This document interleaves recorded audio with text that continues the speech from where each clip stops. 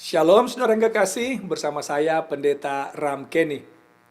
Saya ingin menjawab dan menanggapi beberapa pertanyaan atau tanggapan yang dibuat terhadap video saya atau respon terhadap video saya yang saya unggah belum lama ini tentang hari Sabat.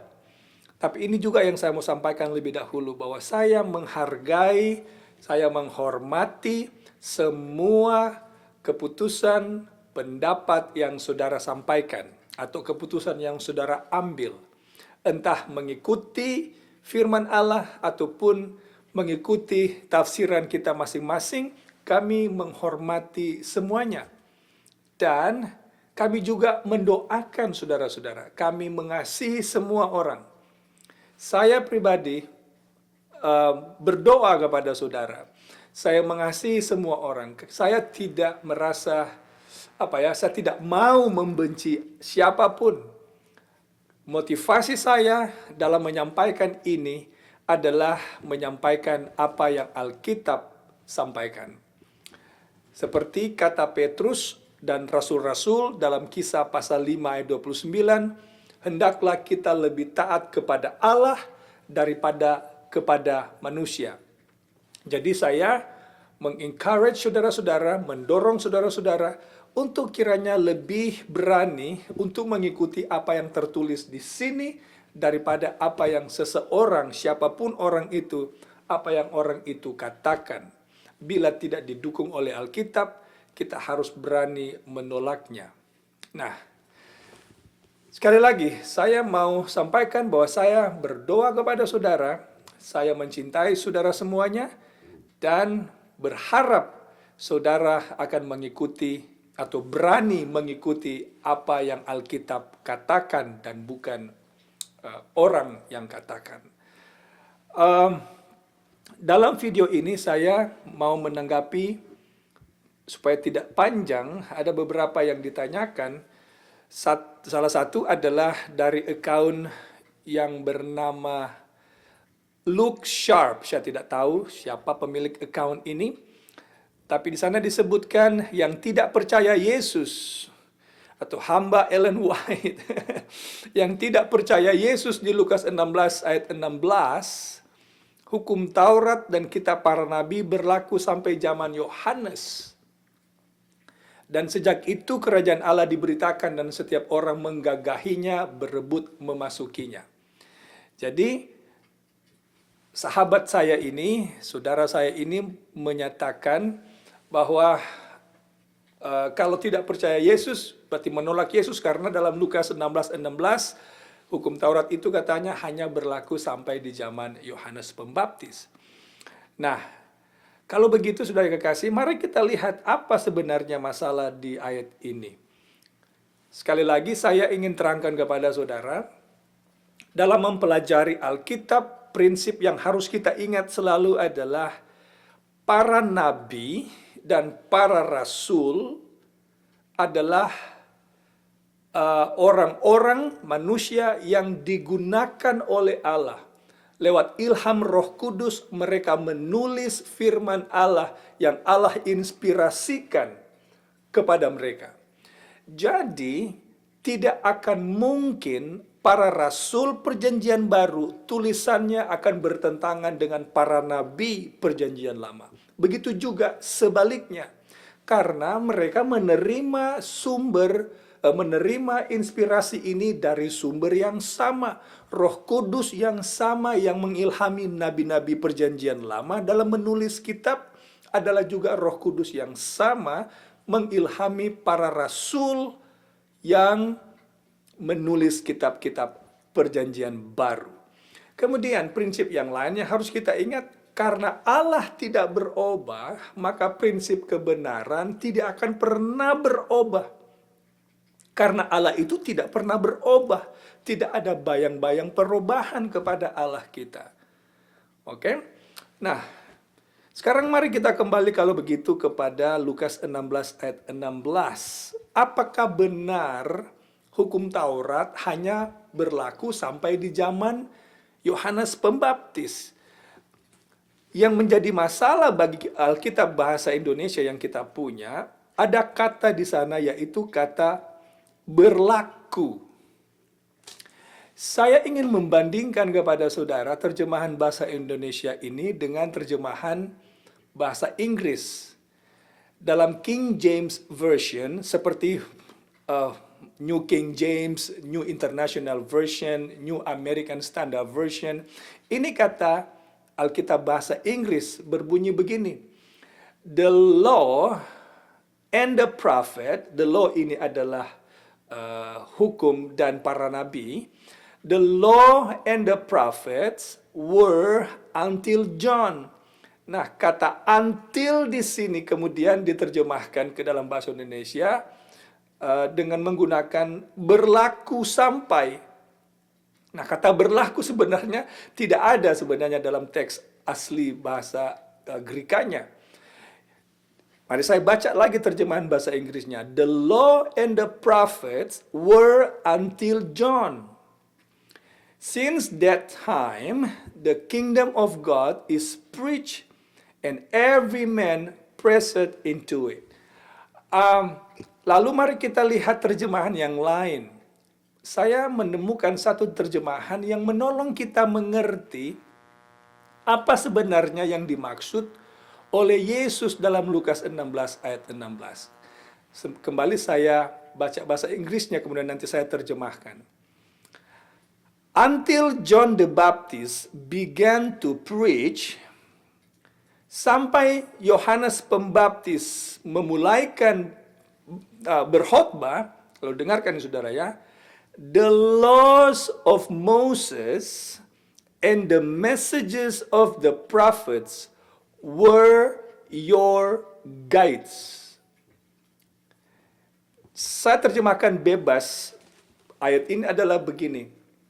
Yang memang dan inilah yang Yesus maksudkan dalam Lukas 16 ayat 16. Nanti saya buktikan kepada saudara mengapa demikian. Yang Yesus maksudkan dalam ayat ini adalah kitab para nabi, hukum Taurat dan kitab para nabi adalah menjadi panduan orang-orang sampai di zaman Yohanes. Karena sampai di zaman Yohanes, hanya itulah yang mereka punya. Ingat baik-baik, perjanjian baru belum ditulis di zaman Yohanes Pembaptis. Jadi yang mereka punya, penuntun mereka, dalam hal ini tentunya masih orang Yahudi, karena orang Yahudi ini adalah umat pilihan dari perjanjian lama, yang mereka punya sampai di zaman Yohanes Pembaptis, adalah ini, perjanjian lama, karena perjanjian baru belum ditulis. Nah, kalau kita katakan hukum Taurat sudah berhenti sampai zaman Yohanes Pembaptis, berarti setelah Yohanes Pembaptis mati, hukum Taurat itu sudah tidak berlaku lagi. Itu kita kalau kita mau mau mengerti ayat itu seperti yang saudara siapa tadi yang namanya ya, saya lupa. Saudara Luke Sharp in account-nya ini pasti ada nama yang lain pasti ya. Nama aslinya pasti maksudnya. Yang cara dia mengerti ayat ini adalah katanya hukum Taurat sudah berakhir di zaman ini. Mari kita lihat apa kesaksian Alkitab. Sekali lagi, Alkitab panduan kita. Nah, Yohanes Pembaptis itu mati, kematiannya itu dicatat di Matius pasal 14. Oke? Sampai di situ dia. Sesudah itu Yohanes Pembaptis sudah tidak ada lagi. Kalau kita mengikuti kemauan saudara ini yang mengatakan hukum Taurat hanya berlaku sampai zaman Yohanes dalam Lukas 16 ayat 16, seharusnya sesudah ia mati tidak ada lagi orang yang menggunakan hukum Taurat termasuk Yesus. Oke? Nah, sekarang mari kita lihat apa yang terjadi sebenarnya. Sesudah Yohanes Pembaptis ini mati, Yesus masih mengutip, masih menggunakan hukum Taurat dalam pelayanannya. Saya beri contoh. Di Matius 14, kematian Yohanes dicatat. Sekarang kita lewati Matius 14, kita pergi ke Matius 19. Di sana Yesus bercakap-cakap dengan seorang muda yang kaya.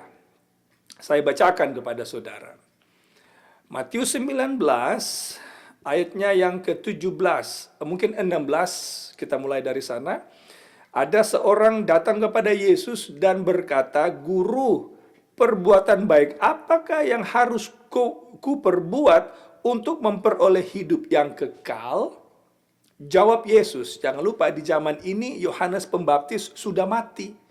Kalau kita katakan hukum Taurat sudah berhenti sampai di zaman Yohanes Pembaptis, berarti ini seharusnya sudah tidak ada. Nah, kita lihat respon Yesus kepada pertanyaan orang ini. Jawab Yesus, "Apakah sebabnya engkau bertanya kepadaku tentang apa yang baik? Hanya satu yang baik, tapi jikalau engkau ingin masuk ke dalam hidup, turutilah segala perintah Allah." Lalu pemuda ini tanya, "Yang mana Yesus?" Kemudian Yesus mulai mengutip bagian dari 10 hukum Allah, hukum Taurat Allah. Disebutkan di sana, kata Yesus, jangan membunuh, jangan bersinah, jangan mencuri, jangan mengucapkan saksi dusta, hormatilah ayahmu dan ibumu. Jadi, saudara lihat itu, Yesus masih menggunakan ini dalam pelayanannya. Kemudian, hal yang lain yang bisa kita lihat adalah ketika sesudah Yesus bangkit. Mari kita pergi ke Lukas pasal 24. Saya pikir saudara tahu cerita ini. Lukas 24, ini sesudah Yesus bangkit, ada 2 orang murid, yang satu bernama Kefas.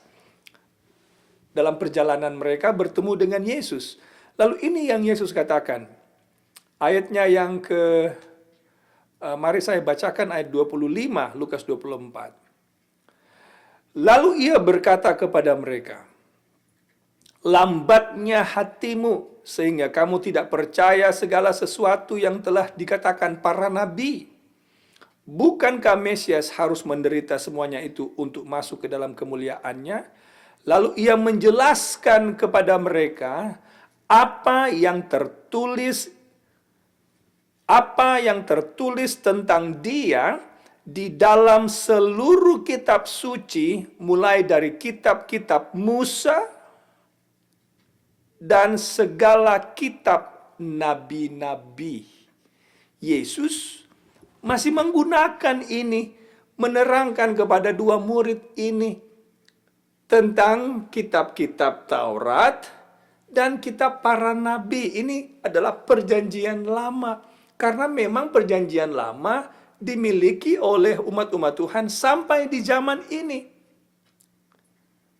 Tapi bukan berarti hukum Taurat sudah selesai ketika itu, sudah tidak berlaku lagi. Bukan itu maksud Lukas 16 ayat 16. Nah, sekarang sesudah Yesus terangkat ke sorga, apakah para rasul masih menggunakan kitab Taurat dalam pelayanan mereka? Well, saudara yang kekasih, para rasul, mereka pergi ke ibadah itu hari Sabat. Nah, hari Sabat adalah hari yang hukum keempat dari 10 hukum Allah. Kalau para rasul mengerti Lukas 16 ayat 16, hukum Taurat itu sudah selesai, mereka tidak akan kuduskan Sabat lagi. Karena mereka ini adalah saksi hidup mereka bersama-sama dengan Yesus. Mereka mendengar apa yang Yesus katakan. Kemudian Yesus sendiri dalam Lukas 24 ayat 20, Yesus meminta umat-umatnya berdoa agar masa pelarian mereka nanti di akhir zaman ketika dunia akan dihancurkan tidak jatuh pada musim dingin dan tidak jatuh pada hari Sabat. Nah, kalau hari Sabat, bagian dari 10 hukum Allah ini sudah selesai di zaman Yohanes Pembaptis, mana bisa Yesus berkata, "Oke, berdoalah supaya masa pelarianmu tidak jatuh pada musim dingin dan tidak jatuh pada hari Sabat." Kemudian, Nabi Yesaya, kalau Nabi Yesaya ini juga adalah nabi yang Allah ilhamkan Roh Kudus Allah menuntun dia menulis kitab Yesaya. Bagaimana bisa Yesaya menulis Sabat itu akan ada di surga nanti? Yesaya 66 ayat 22 dan 23. Kalau Yesaya mengerti Sabat hukum Taurat itu sudah selesai di zaman Yohanes Pembaptis, maka Yesaya tidak akan tulis ini. Nah, saudara yang kekasih, dengarkan ini saudara. Setan berusaha membingungkan banyak orang. Ada yang katakan hukum Taurat selesai di zaman Yohanes Pembaptis. Ada juga yang katakan hukum Taurat itu sudah selesai di zaman Yesus ketika Yesus disalibkan. Tetapi saudara yang kekasih, Alkitab berbicara yang lain. Alkitab menerangkan yang lain. Hukum Allah itu adalah hukum yang kekal. Kenapa kekal? Karena hukum ini adalah karakter Allah sendiri. Saya akan cantumkan link di bawah ini, di mana saudara bisa mendengar pembahasan saya tentang hukum Allah yang adalah karakter Allah sendiri. Allah itu kasih, hukumnya juga kasih. Allah itu kekal, hukumnya juga kekal. Allah ini kudus, hukumnya juga kudus. Allah itu baik, hukumnya juga baik. Allah itu tidak berubah, hukumnya juga tidak berubah, dan lain sebagainya. Allah, karakternya bisa kita lihat dari hukumnya. Bagaimana bisa Allah mengubah karakternya sendiri? Tentu tidak mungkin itu terjadi. Jadi semoga account Look Sharp ini bisa mendengar video ini dan bisa saya berdoa untuk dia, untuk saudara, semoga saudara bisa mengerti apa maksud Lukas 16 ayat 16. Lalu apakah hari penting? Karena ada juga di sini, sobat saya lihat lagi seorang yang lain yang bernama Refli Mamiling, kemudian ada juga yang Refli Mamiling di sini ya, yang bertanya tentang apakah Elohim Yahweh pernah berfirman secara eksplisit kalau Sabat itu hari Sabtu. Mari kita lihat kesaksian Alkitab. Kalau kita baca Kejadian pasal 2 ayat 1 sampai 3 sangat jelas di sana hari Sabtu. Memang tidak ada kata Sabtu di sana, tapi yang ada adalah kata Sabat. Nah, Sabat dalam perhitungan orang Ibrani, perhitungan Alkitab, Sabat itu adalah hari ketujuh.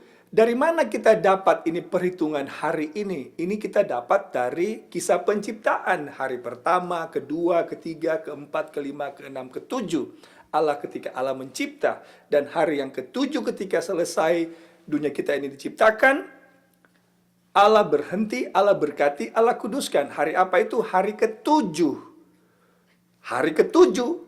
Memang tidak ada kata Sabtu di sana, yang ada Sabat. Tapi Sabat itu dalam bahasa Indonesianya tentu adalah hari Sabtu, karena hari Sabtu adalah hari ketujuh dalam minggu.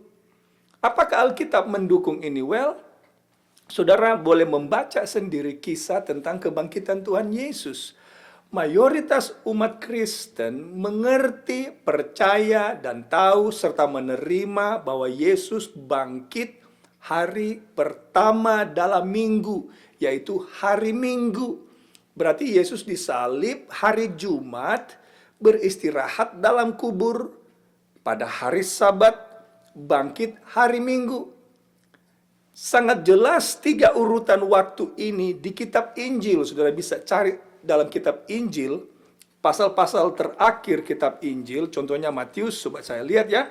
Matius, saudara bisa lihat di sana Matius pasal 28, mulai dari 27 bagian akhir, lalu sampai 28, ayat pasal 28. Begitu juga dengan kitab Markus dan Injil-Injil yang lain. Nah, Jadi Alkitab sendiri yang mengatakan hari Sabat itu berada di antara hari Jumat dan hari Minggu. Itulah hari Sabat. Bukan saya atau bukan gereja dari mana saya datang. Tapi meski demikian, kalaupun saudara tetap memilih untuk tidak menerima kebenaran ini, kami menghargai keputusan saudara, kami tetap mencintai saudara-saudara, tapi saya berdoa semoga saudara diberanikan untuk mengikuti apa yang benar. Nah, saudara yang kekasih, hal yang lain yang mungkin ditanya di sini, apakah hari itu penting? Well, saudara yang kekasih, absolutely hari itu penting karena ada di sini juga mengatakan semua hari itu sama saja. Yang penting hati kita beribadah kepada Allah itu yang penting hati, bisa beribadah di hari apa saja.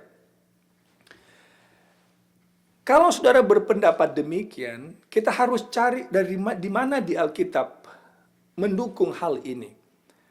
Mungkin saudara akan pergi ke Roma pasal 14. Nah, saya memiliki video tersendiri karena itu panjang pembahasannya. Saya akan membahas kepada saudara Roma pasal 14 ayat 1 sampai 8. Tapi ini versi singkatnya. Roma 14 tidak berbicara tentang hari Sabat, tidak berbicara tentang makanan haram halal. Sama sekali tidak. Saya akan buktikan kepada saudara, ikuti pembahasan saya nanti tentang Roma pasal 14.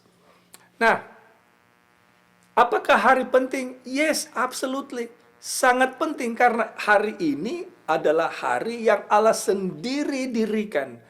Allah mengatakannya dalam hukum keempat, Keluaran 20 ayat 8, ingatlah dan kuduskanlah hari Sabat. Allah sendiri yang meminta kita untuk mengingatnya meski ini adalah perintah yang paling banyak dilupakan orang. Paling banyak ditolak orang meski sudah sangat jelas Allah berkata, ingatlah dan kuduskanlah hari Sabat.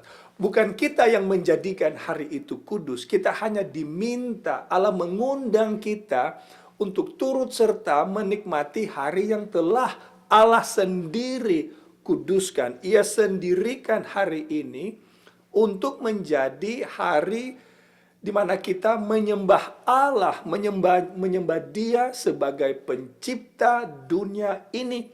Karena Sabat, saudara, adalah tanda bahwa Allah itu pencipta.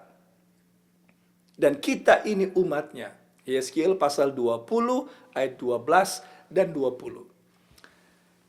Bila saudara perhatikan, semua yang saya katakan itu datang dari sini, bukan datang dari argumentasi saya untuk menjawab pertanyaan-pertanyaan saudara. Semua yang saya sampaikan, jawaban yang saya sampaikan, semua datang dari sini. Karena seharusnya demikian. Kita harus berani mengikuti apa kata Alkitab, bukan kata orang lain. Nah, semoga pembahasan ini bermanfaat pada saudara. Saya masih akan kembali untuk menjawab hal-hal yang lain tentang masalah hari Sabat. Karena ada banyak sekali serangan atau keberatan dari orang-orang yang tidak mau mengikuti perintah Allah dalam menguduskan hari Sabat. Tapi apapun itu, kami mengasihi saudara, kami menghormati saudara, kami mendoakan saudara. Tuhan memberkati. Amin.